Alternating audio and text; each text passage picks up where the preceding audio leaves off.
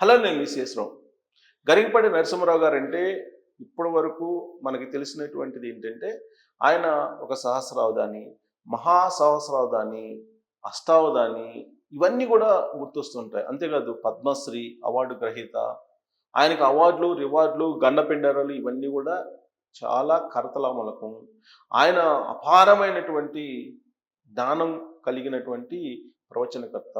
ఆయన సమకాలీనటువంటి అంశాలతోటి సమకాలీనటువంటి పోకడలతోటి ఉన్నటువంటి సమాజాన్ని మేల్కొల్పేటువంటి ఒక విప్లవ యోధుడు ఆయన అనేటువంటి యాంగిల్ ఆయనలో కనిపిస్తుంది. బేసికల్గా ఆయన నాస్తికుడట.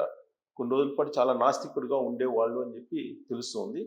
ఆ నాస్తికత్వం నుంచి ఎప్పుడు ఆయన భక్తి మార్గంలోకి వచ్చారు, ఆ భక్తి మార్గంలోకి రావడానికి కారణం ఏంటి అనే దాని మీద మనం ఇప్పుడు లోతుగా కొంచెం పరిశీలిస్తే, మనం కనుక సోషల్ మీడియాని అన్వేషిస్తే ఆయన గురించిన సమాచారం, ఆయన బాగా ఆర్థిక నష్టాల్లో పోయినప్పుడు, ఎప్పుడంటే వరంగల్లో ఒక కాలేజీ పెట్టారట.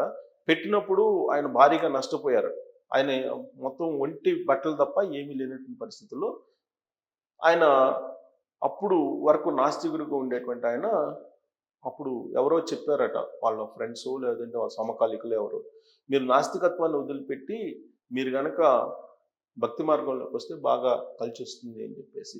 సో దాంతో ఆయన కొంత భక్తి మార్గం వైపు చూసిన తర్వాత తన లైఫ్కు సంబంధించినటువంటి రెండో కోణం బయటకు వచ్చింది. అప్పటి వరకు నాస్తికుడిగా ఉన్నటువంటి గరికపాటి నరసింహారావు గారు అనేకమైనటువంటి ఇబ్బందులు తన చిన్నతనం నుంచి పడుతూ లేస్తూ వచ్చి దాదాపుగా జీరోకి వెళ్ళిపోయినటువంటి క్రమంలో ఒకానొక సమయంలో ఆయన ఆత్మహత్య యత్నానికి కూడా పాల్పడ్డారు. ఆత్మహత్య చేసుకోవాలని ప్రయత్నం చేశారు అని చెప్పి కూడా ఆయన గురించి ఇప్పుడు సోషల్ మీడియాలో వస్తున్నటువంటి న్యూస్. ఆ సమయంలో తన సహ ధర్మచారిణిగా ఉన్నటువంటి శారద గారు ధైర్యం చెప్పి నిలబెట్టి ఆయన్ని మళ్ళా ఇవాళ ఈ స్టేజ్లో ఉండటానికి కారకులు అయ్యారని చెప్పి చెప్తూ ఉంటారు. సోషల్ మీడియా న్యూస్ ప్రకారం చాలామంది కామెంట్లు కూడా చేస్తూ ఉన్నారు. అయితే ఈయన ఒకవైపు ఆయన తెలుగు పండితుడిగా పనిచేస్తూనే ఇంకొక వైపు శ్రీ చైతన్య కాలేజీలో పనిచేస్తూ ప్రిన్సిపాల్గా ఎక్కడైతే వరంగల్లో కాలేజీ పెట్టారో ఆ కాలేజీని శ్రీ చైతన్యకి ఇచ్చేశారు. ఇదంతా కూడా సత్యనారాయణ గారు రాజు గారు అనేటువంటి శ్రీ చైతన్యకు సంబంధించినటువంటి మేనేజ్మెంట్కి సంబంధించినటువంటి వ్యక్తి చేసినటువంటి ప్రక్రియ అని చెప్పి చెప్తున్నారు. ఆ కాలేజీని కూడా ఓన్ చేసేసుకొని శ్రీ చైతన్యంలో విలీనం చేసుకొని అదే కాలేజీకి ప్రిన్సిపల్గా గరికపాటి గారిని ఉంచారట. అప్పటి నుంచి ఆయన ప్రిన్సిపల్గా కొనసాగుతూ ఆయన ఏం చేశారు, కొంచెం ఆర్థికంగా డైలీ కుటుంబానికి సరిపోయేలాగా కొంత ఆర్థిక పరిస్థితిని సంపాదించుకున్న తర్వాత ఆయన సరస వినోదిని అనేటువంటి కార్యక్రమాన్ని, జీవన వేదం అనేటువంటి కార్యక్రమాన్ని ఈటీవీలో కానీ ఏబిఎన్లో కానీ స్టార్ట్ చేసి తన సెలబ్రిటీ హోదాకి పునాదులు వేసుకున్నారు. అప్పటికే ఆయన చిన్నతనం నుంచి కూడా ఆయనకు ఉండేటువంటి అలవాట్లు ఏంటంటే నాటకాలు వేయటం, లేదంటే తెలుగు పద్యాలు చెప్పడం, ఇవన్నీ కూడా ఆయనకు స్వతహాగా వచ్చినటువంటి అలవాట్ల కింద ఆయన ఇంటర్వ్యూలో కూడా చాలా సందర్భాల్లో చెప్పారు. సో ఆయన స్కూల్ డేస్లోనే నాటకాలు వేసి మెప్పించారట. అలాగే తెలుగు సాహిత్యానికి సంబంధించి కూడా ఆయన పట్టు సాధించారు. దాంట్లో భాగంగానే ద్విసహస్రావధాని అనేటువంటి పేరున్నటువంటి అవధానం చేసినటువంటి సాహితీవేత్త మన గరికపాటి నరసింహారావు గారే. మహాసహస్రావధాని అని అంటారు ఆయన. సో అంత పెద్ద జ్ఞానం సంపాదించినటువంటి నరసింహారావు గారు అవలీలుగా పద్యాలు చెప్తూ ఉంటారు. ఎవరైనా బర్త్డే గిఫ్ట్ అడిగితే తన సతీమణి సహచరిని ఇప్పుడు ఉన్నటువంటి శారద గారు ఆవిడ గురించి ఒక 30 పద్యాలు అవలీలుగా చెప్పేశారట. అది విన్న తర్వాత అసలు ఆవిడ చాలా ఆనందించింది అని చెప్పి చెప్తారు. అంటే ఆయన జీవన వేదం కార్యక్రమం ద్వారా యూత్ని మేల్కొల్పేయడానికి ప్రయత్నం చేశారు. సమాజంలో అవగాహన, లేదంటే సమాజాన్ని రుజు మార్గంలో తీసుకెళ్ళాలి, సరైనటువంటి మార్గంలో తీసుకెళ్ళాలి. ప్రస్తుతం ఉన్నటువంటి యూత్ తప్పుదోవ పడుతుంది కాబట్టి సరైనటువంటి మార్గంలో తీసుకెళ్లాలనే ప్రయత్నంలో భాగంగా ఆయన జీవన వేదం అనేటువంటి కార్యక్రమాన్ని చెప్పారు. అలాగే సరస వినోదిని అంటే లైఫ్లో ఇప్పుడు ఏమవుతుందంటే, ఇప్పుడు బిజీగా ఉన్నటువంటి లైఫ్లో ఈ యాంత్రికమైనటువంటి జీవితంలో సరసం అనేది ఉండలేదు. తర్వాత మ్యారేజ్ చేసుకున్న తర్వాత ఎలా ఉండాలి, ఇప్పుడున్నటువంటి యూత్ అసలు దాంపత్య జీవితం ఎలా ఉండాలనేది పూర్తి స్థాయిలో అవగాహన లేని క్రమంలో సరస వినోదిని పెట్టి ఈయన సమకాలీనటువంటి అంశాలను తీసుకొని ప్రతిరోజు ట్రెండింగ్లో ఉండేటువంటి అంశాలను కూడా తీసుకొని వాటికి కొంచెం ప్రవచన రంగు వేసేసి అందరికీ అట్రాక్ట్ అయ్యేలా ప్రవచనాలు చెప్తూ ఉంటారు. భార్య ఎలా ఉండాలి, భర్త ఎలా ఉండాలి, కాపురం నిలబడాలంటే ఏం చేయాలి, ఇలాంటివన్నీ కూడా చెప్తూ ఉంటారు. ఎవరు? గరికపాటి నరసింహరావు గారు. అదే ఆయన స్పెషాలిటీ.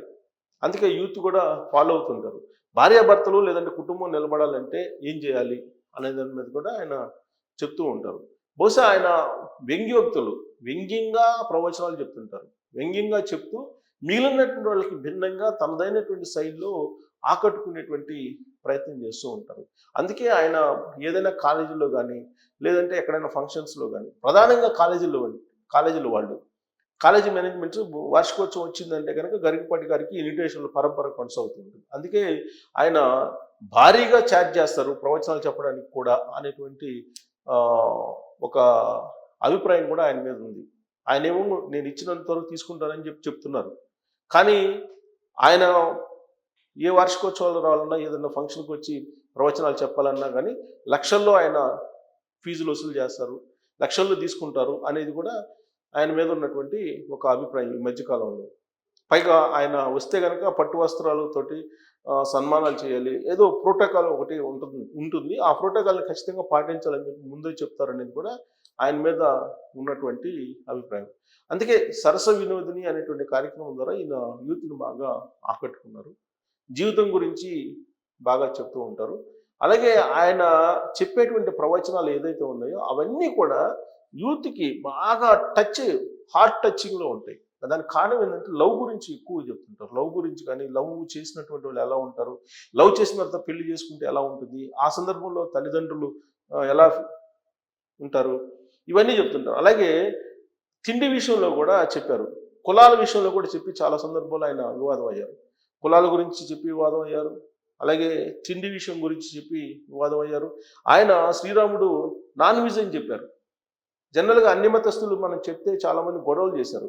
కానీ ఈయన ప్రవచనాలు అంటే కనుక శ్రీరాముడు క్షత్రియుడు కాబట్టి నాన్ వెజ్ తింటే తప్పేంటి అని చెప్పి ఈయన చెప్పినటువంటి ప్రవచనాలు కూడా ఉన్నాయి.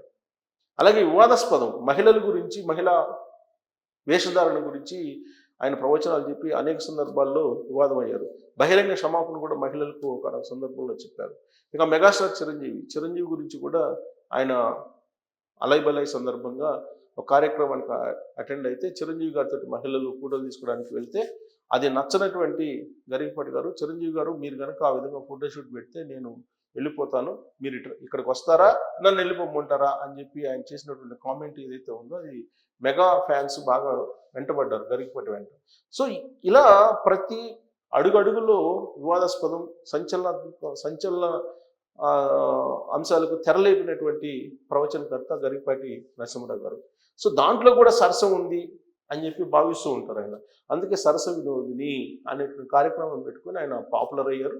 సో ఆయన ఇప్పుడు పాపులర్తో పాటు వివాదాస్పదం అయ్యారు. వివాదాలు చూశారు, గతంలో అనేక వివాదాలు చూశారు. ఇప్పుడు వచ్చినటువంటిది సంక్షోభమా వివాదమా, టీ కప్లో తుఫాన్ లాగా సమసిపోతుందా, అసలు ఏం జరిగింది ఇప్పుడు అనే దాని మీద కామెంట్ రూపంలో మీ అభిప్రాయం తెలియజేయచ్చు. Thank you very much.